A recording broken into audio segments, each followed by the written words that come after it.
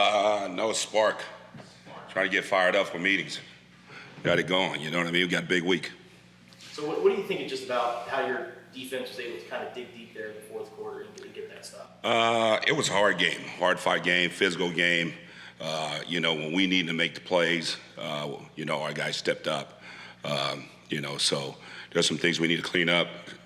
Obviously, the rushing yardage is not what I'm looking for, but that's something that we could be able to fix. And then Hunter Echols in his strip sack there and getting that takeaway in the red zone. You started Yeah. with that. Yeah, it was a big-time play, man. We were backed up. We went for it. We didn't get it. Our guys never, ever whined about anything. They just went out there, next play mentality, and made the play when we needed it.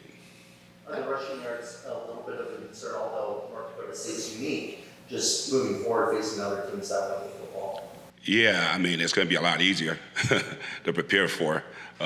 It was a difficult team to prepare for. They do a great job with shifting and, motioning, just trying to, mess with your eyes and our guys.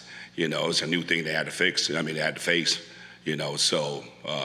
but in the end, we got to win, and that's all that matters. How would you describe what preparing was like the last 2 weeks? The air raid 1 week and then that offense? Oh, it keeps you up at night, you know what I mean? Going from one thing to another and then trying to have different packages to try to get guys in there that could help us out. And then when you don't have the numbers of guys that are available, it makes it difficult too. So, it's been tough the last 2 weeks. It's going to be tough this week too. Yeah. Acknowledging that it is tough, but is it kind of nice to face it, quote unquote, normal? I wouldn't say normal. They still got 12 personnel, 13 personnel.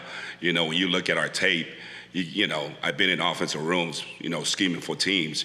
They're going to find something that works, and that's what they're going to, try to get ready for. So we got to be ready for everything this week. Can you talk about how your team adjusted during the half and during the game? Jed mentioned you guys threw in some zone later in the second half. How the players reacted to the adjustments? Yeah, we were just trying to find different ways to help our guys. We play man, and then, a couple of times they were losing their eyes because it's so difficult to play off the ball and man on the guy on the line of scrimmage. So we went to the zone to try to help out. Can you talk about Jacob and getting his first career start against North Dakota State and how he looked out there? I thought he did a great job for first time in a setting like that, and it's a difficult thing to get ready for. It kind of reminded me of Stanford when you get ready for Stanford with their big personnel. So for that kid that did what he did, I was proud of him. What specifically did he show you in the previous weeks that allowed him to get that start? Well, he's starting to understand the defense, and he's a physical. He knows how to get to the ball. He makes plays, so we had to use him. Did he play Will or Sam? He was our will backer in our base defense. We have 4 down, 3 linebackers, and 4 DBs. Is he going to continue to start, or are you going to? It all depends on the package we have. We have about 4 packages, and he's one of them in our base defense. Brennan, it didn't end up affecting things in the grand scheme, but first drive there was another bad snap that just kind of skidded along the ground. Do you have any concerns about what Josh is doing with his snaps, or was that just like a one-off? Yeah, we can't do that anymore. So and Josh is all over it, and he's very mindful of it. And I think it's just a lack of concentration on that instance right there. Yeah, we just can't do that anymore. Can you talk about the conversation after that? Because after that, it didn't seem like there were any more bad snaps in that game. Whenever it happens, he knows. It's not like it's very obvious what went wrong. And so there's not a lot of coaching. They just kind of look at him and he stops. Brandon, we just got to talk to Tanner McLachlan. How would you describe sort of his ascent? He comes into this situation where there's pretty much an established starter. There's a 4-star recruit coming in, yet he's getting Yeah, we saw some flashes in spring. He couldn't do much physically because he was doing he was working his rehab. But we had an idea pretty early on that the kid has some special talents and some traits. And he's got a great mind for the sport too, so it comes pretty naturally to him. He's a good athlete, and he wants to learn. Great teammate, just a kid that the guys love to play for and play with. So it's not really shocking. We kind of always, we've kind of always mentioned when we talked about the tight ends, so because we knew he had something special to him. What was the significance of ending that losing streak last year, just for the good of the program, I guess? You're talking about last year, 2021? 2022, brother. We're moving forward. But just, It's been a long time ago, man. but we're not asking you about losing streaks anymore. You just did. I don't even know about it. So no, yeah, that was all I remember. It was just a relief. Is all I could really, if I could narrow it down into one term, it was a relief. But then we don't even talk about that anymore. We blinked the film from last year, and the cool thing is that you see to not focus on it. One, we don't focus on the game at all, but to see the development of some of our players. Mike Wiley looks like a completely different football player from last year. So that's just a great testament to the kid, his buy-in to the program, the weight room, the strength training program, nutrition, the whole thing. It looks like a totally different ball player, which is really cool. So that we will pull from that. After looking at the film, can you talk about the adjustments that Jaden made, Mississippi State versus North Dakota State? Yeah, I think he just showed his confidence in pulling the ball down and taking off with it. Most of those runs he took weren't designed. They're either broken plays or their pocket opens up and it's just open. And he really showed his confidence, being a ball carrier. So that was cool to see. Speaking of Wiley, you guys gave him the ball a couple times there in the last drive to ice the game. Mm-hmm. The last play, I think it was 3rd and 3, 9-yard game. What did you like about the way the offensive line and Michael handled that play? What did you see on that? Yeah, and I know this guy over here likes to not have to go back on the field. We didn't want to put the defense back on the field. Those guys had fought their tails off all game, and I went back and watched the film. Usually I don't do that, but I just wanted to kind of pay homage to the defense and the job that they had to deal with, which is ridiculous because you don't see that in the Pac-12 very often. Old school Stanford, but to keep the O-line and the running game alive on 3rd down right there is a testament to those guys, the work they put in, the development that they've had, and to trust that, it's 3rd and 3, they're going to try to stop the run, and we're going to run the ball, and we're able to convert and take some Ds, which is a long time since we've run that play. So we like that, the victory formation. Johnny, what have you seen on film from Cal's quarterback? He's consistent. He's a system guy. Drop back. It looked like he understands the offense, so he does a good job of operating the offense. So does his brother have any insight on a way to neutralize him? And yeah, I'm gonna call him today. Is Will supposed to recuse himself this week, or is he? That's a great word. That's a fantastic word right there. Usually you don't get those in football press conferences. I can't even say it.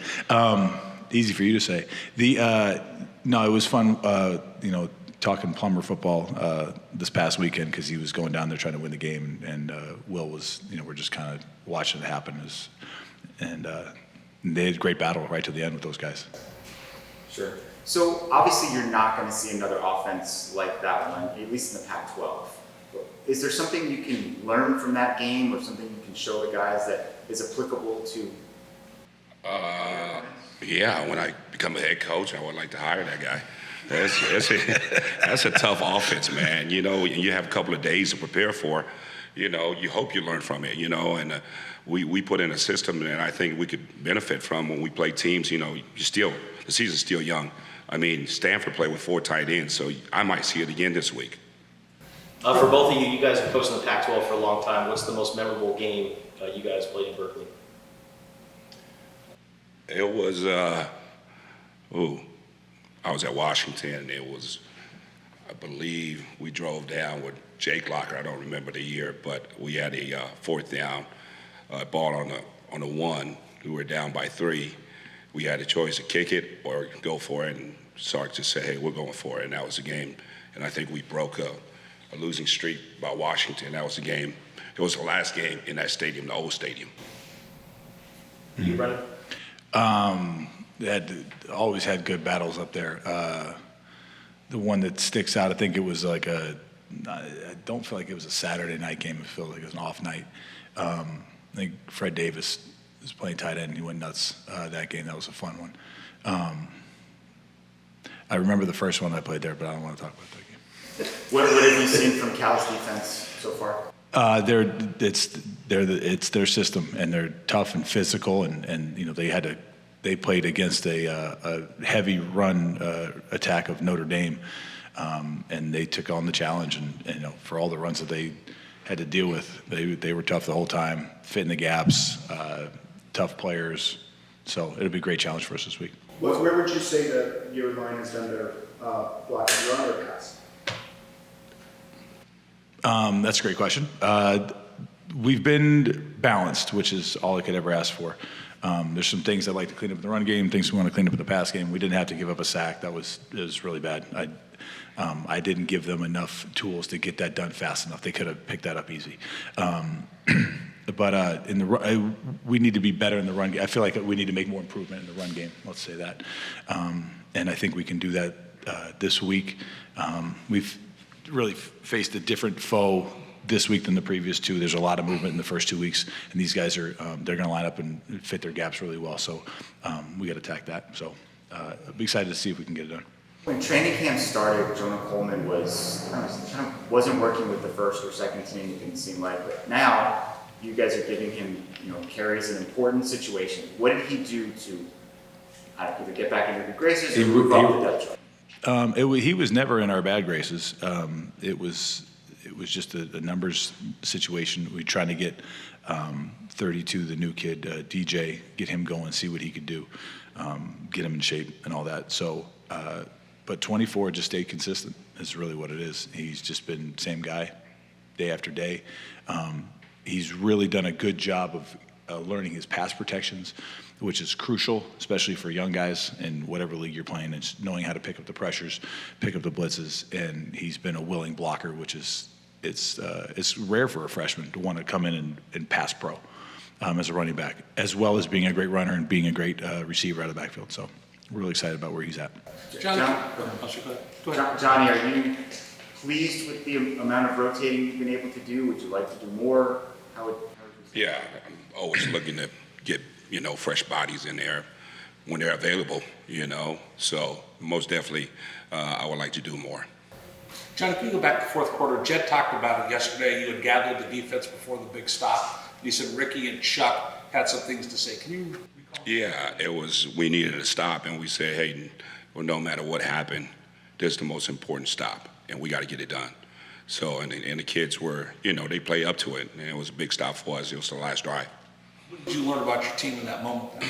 That they're fighters, they compete, and they love each other. I mean, that's the one thing that I'm taking from these kids is how much they care for one another. You know what I mean? Even when things were down, they never complain. And that's credit to the staff to always coach. You're not out there watching the game; you're coaching the game until it ends. And credit to them, man, because they were coaching their butt off even when things weren't going right. We tried to put them in a situation to be successful. When do you expect Tia to be back in the mix this week, and what went into the decision? We'll see if he this week. Hopefully, we can have him this week. Brennan, the defense got called for a couple of those low blocks outside the tackle box. This past game hasn't happened, I think, to the offense yet, but how do you coach to prevent that? Like, are guys supposed to be cognizant of where they are on the field when it comes to blocking? A little bit. Most of the time, we're staying up. Anyway. We're not utilizing the cut block as much as we have in the past. But it's just understanding you just got to protect yourself from it, and part of the reason. And it's a tough situation for the defense because the play that we got called for. If you go back and watch it, which I was lucky enough to get to go do. Manu's trying to tackle the guy, and there's a guy in front of him, and he goes low, and it looks like he's trying to make the tackle, but there's a guy that he winds up looking like he cuts. So it's a really difficult situation for the defense to be put in that have to be put in that format. So we'll always be mindful of it. Thank you guys. Appreciate it. Thanks, Sean.